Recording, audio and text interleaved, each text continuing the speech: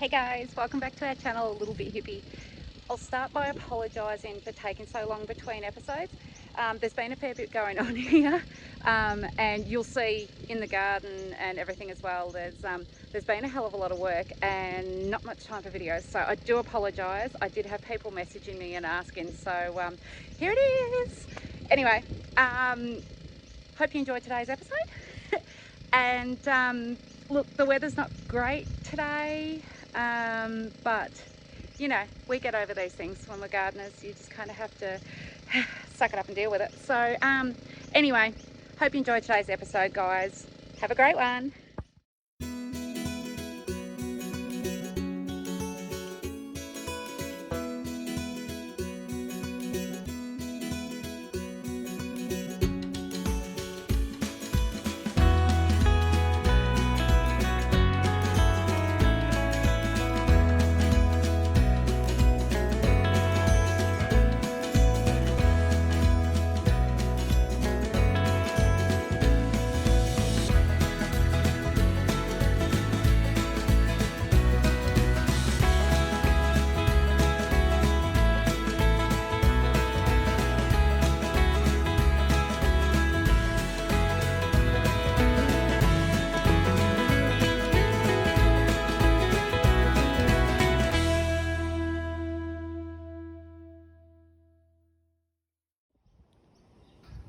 Sometimes nature is truly amazing.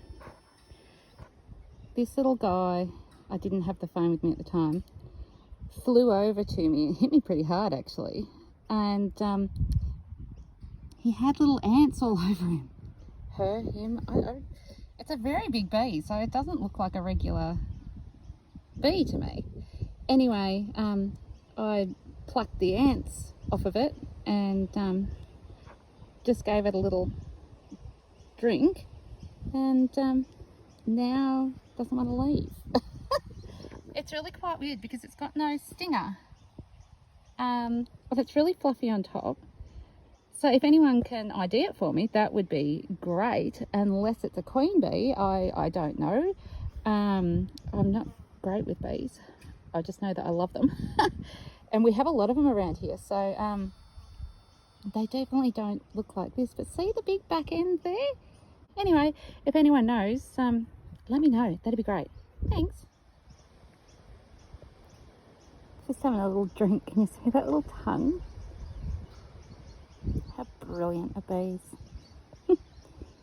So incredibly cute.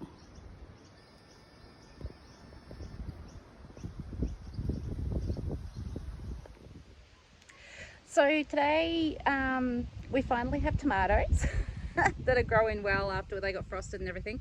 So I thought I would string them up today, and I'm doing something a little different this time, where it's going to have like a top string and then strings coming off of that top string down to the plant and back up again, and as it grows you kind of wrap the vine around. So the theory is utterly brilliant. So I thought I'm going to give it a go and see what happens. So hopefully you can follow it while I video it, because my video skills aren't great. But yeah, interesting technique. So let's give it a go.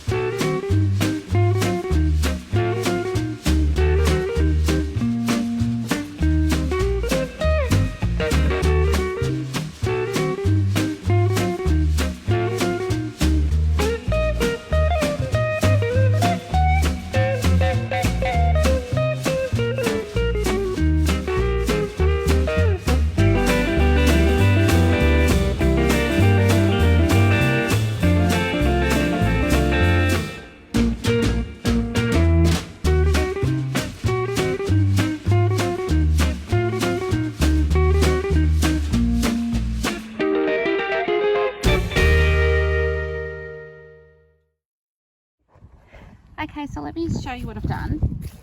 So you've got your main strings here, running stake to stake. Then for each tomato plant, it's wrapped around the base, up through the plant, up to the top of the main string. So the idea will be, as the plant is growing, to wrap it around and through. Does that make sense? And then that way it can keep going and keep going. My next job will be, I won't be doing it today because it looks like we're getting a storm. Next job will be to pick off a lot of the lower little branches and the laterals as well. That way it will concentrate on its upward growth rather than its outward. It will also produce more fruit and it'll be a stronger plant. So I'll save that for another video, probably do that next week, I reckon. I'll just get them used to being strung up now because I did leave it a bit late and some of them have flopped a bit. So we'll get the rest of this done and move on. Mooey got his own stand, which I made for him, and as you can see, he thinks he's absolutely eaten a bit. Now, a little update on Mooey. He's doing really well, but Mooey does have little deformed feet that you may or may not be able to see properly there. Hence why I've gone with natural sticks here and in all different shapes and sizes to try and get him to, you know, work his feet. So look, he hasn't actually flown properly yet. Even though he has got his full wing feathers and whatnot, he should be flying. I do apologise for him being wet. He's just had a bath, a much needed one I might add, because he was a bit pongy. But it looks like Mooey may be a full-time pet. We'll see how he goes. He jumps down and lets himself out the door when he wants to go outside and follows me around the garden and everything. So he definitely is loving life, but whether or not he'll be able to go back into the wild, I don't know. Obviously, I'm hoping one day he will just fly out the door and he'll be gone and have his own little family and make his own little Maggie moos and live happily ever after. But if not, he'll always have a home here with us. It's lunchtime for him now. Now, another thing people are going to say, oh, you shouldn't be feeding magpies mints, blah, blah, blah. Yes, that is actually true. However, Mooey gets fed premium grade mints with a mixture of supplements, calcium and lysine for immune support. So in this case, yes, I do feed mints mixed with all those different supplements.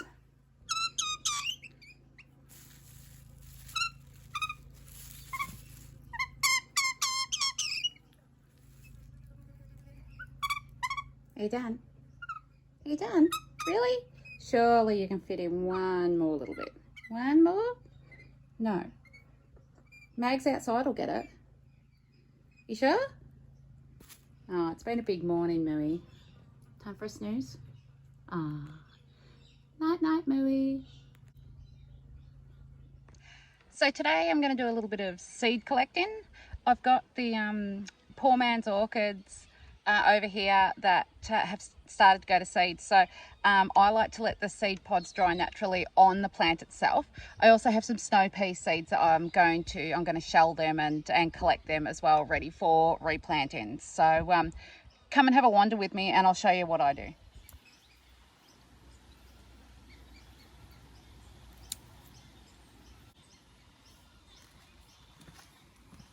So I've just collected all the dead heads off of the poor man orchid, and you'll see each little one of these contains probably 5 to 10 seeds in each. So the fresh ones, don't collect them, obviously. You can hang them upside down with a brown paper bag over the top, tie it up and hang it up somewhere and let it do it naturally. But I let them go to dry on the plant itself and then I just collect after. So I will get the pod, flip it upside down, give it a squeeze and let the seeds all fall out. There's not many in this one, so I apologise for that.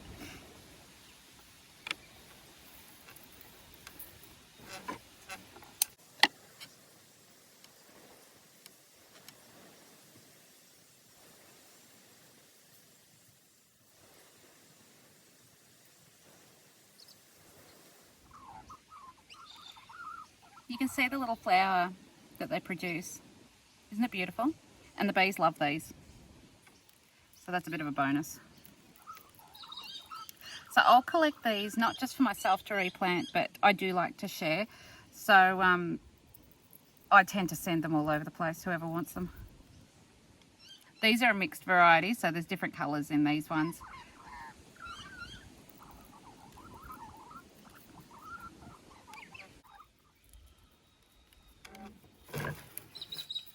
This bit then goes in the compost. And hopefully you can see all the little seeds in there. I am lazy. I don't go and sift out all the little bits. Obviously if they're chunkier you can pull them out, but I don't. So anyone that receives my seeds, I apologise in advance, but you know, I don't like to waste time doing things like that. But anyway, so that is the poor man's orchid. I've still got some more to go, but so the one thing to really note, don't use fresh pods, open them up and put them in with your dried ones. If you put fresh ones in with your dried ones, you're going to end up with moldy seeds, and obviously they'll go bad, won't germinate. So don't put fresh pods in there. Always use well and truly dried ones. You can tell because the little pods will open and you can see the seeds in there. Pods that are still closed, as I said, you can put them in a brown paper bag, hang them upside down and let them all fall out. It's the best way to do it. I also will cut off some of the heads and just drop them back into the pot because I want them to regrow, so that's fine by me. Anyway, let's move on to the snow peas.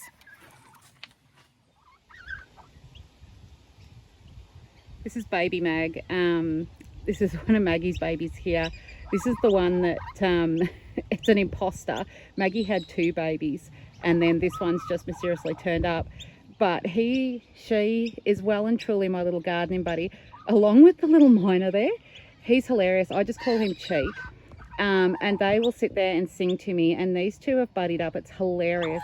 They're so cute to watch. But if I'm in the garden turning over soil, baby Mags is right there behind me. I've got to be careful that I don't turn around and stand on him. Can you hear him singing for me? You're a bit cute, aren't you?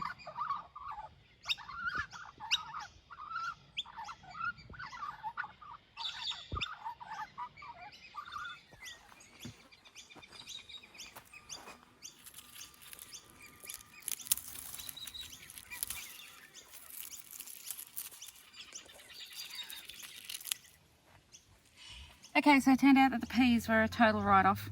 I think because we've had flooding rain quite badly the last couple of weeks, we're having a really weird spring. One minute it's stinking hot and the next minute it's freezing cold, pouring rain, and I have to light the fire again. Like a what the hell kind of thing. Anyway, so instead of the peas, I'm going to do the garlic chives. They've all gone to seed and mine are so prolific, it's not funny. So, literally, pluck your flowers off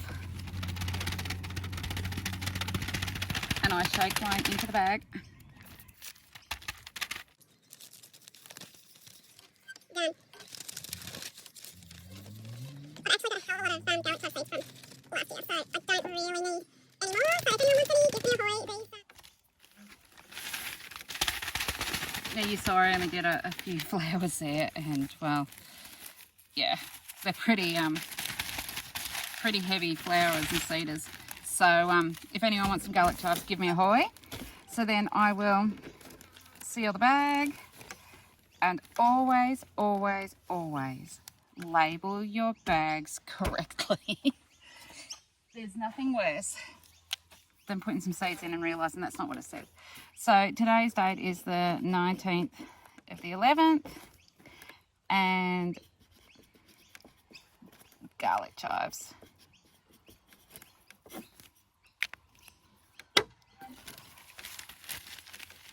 Done and done. So they will be ready to plant.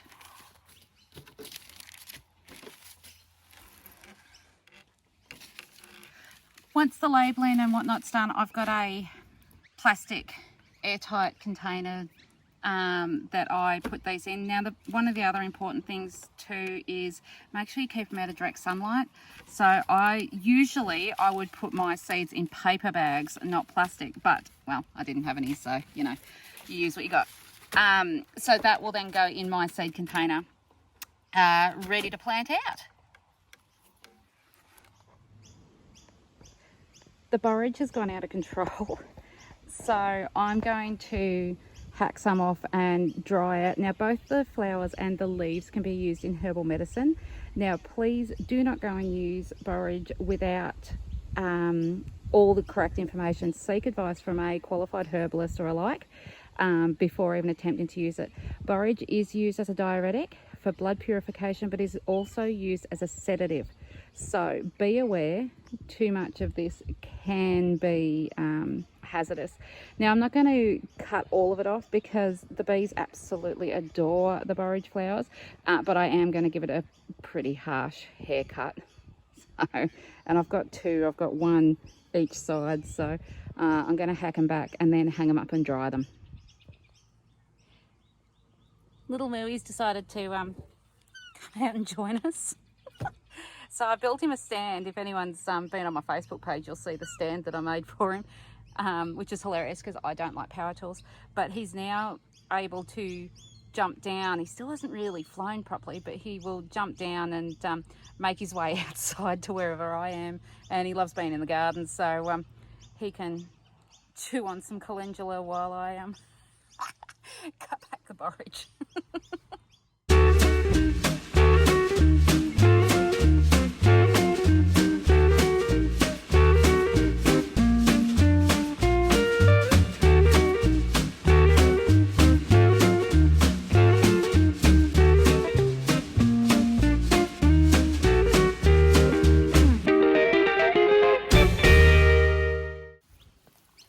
Get a load of this. I assure you he's not dead. He's sunbaking. But pretty sure he's enjoying life. You're right. Is that lovely? No, you don't need food. Yes, I swear he's a never-ending pit.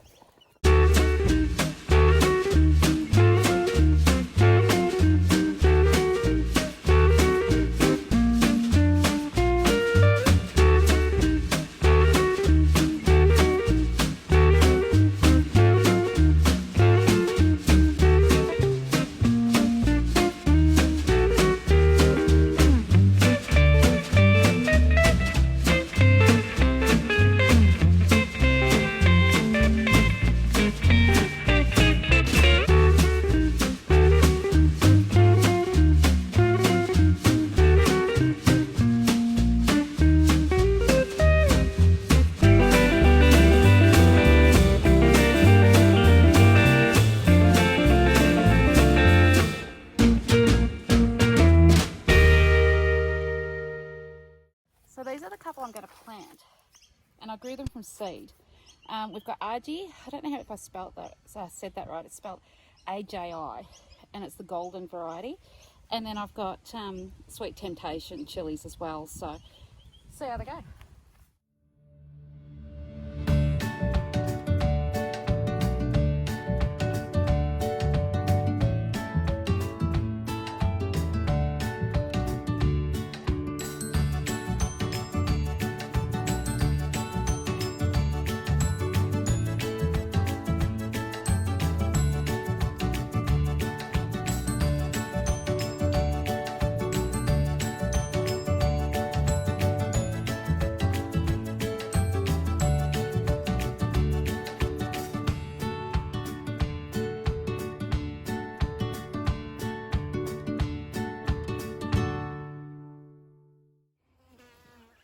Maggie just found his first worm.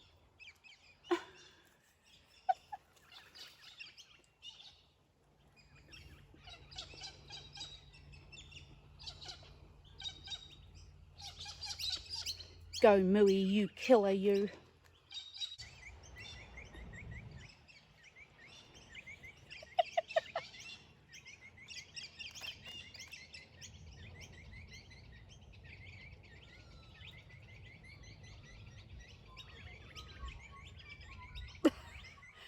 such hard work. I've got to sleep on it.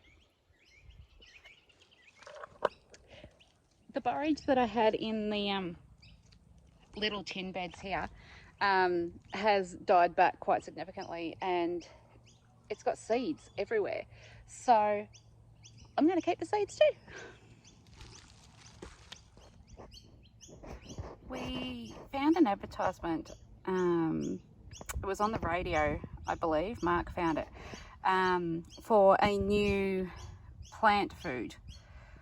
So I thought I'd give it a go. I can't remember how much we paid for a litre. It could have been around $40, I think it was. But as you can see from here, it's 1 capful or 18 ml to 1 watering can. So I'll have to find out what sea salt is, but this one's more of a food, and it's also good for the bees as well. So boosts their immunity, which that's kind of sold it to me. It also contains probiotics and whatnot. So as you can see, you know, if you're chemically minded, it's got all the good stuff in it. So and there's the QR code if you want to pause it and scan it and have a squizzy. So it's called Swift Grow, and I'm going to give it a crack and see what happens. I ordered it online, and it was free delivery as well. So let's give it a crack and see what happens. I just picked up the sea salt bottle, and as you can see from here, veggies and herbs and annuals, transplanted and planted, it's 30 mils per 9 litre watering can. This also does not add your prebiotics and whatnot into the soil.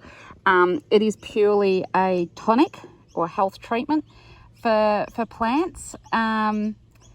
So obviously I'm going to use less of the other one. Price wise, yeah, sea salt is cheaper, but look, if it's going to do the job, then I'm happy to pay the extra. So we'll see what happens.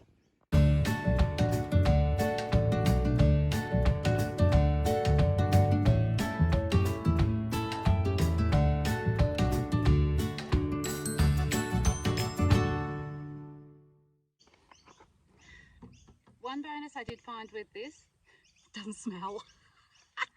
Yeah, sea salt, it stinks, like it stinks. This basically has no smell at all. So, and it's like such a little bit that I'm putting in the can, so.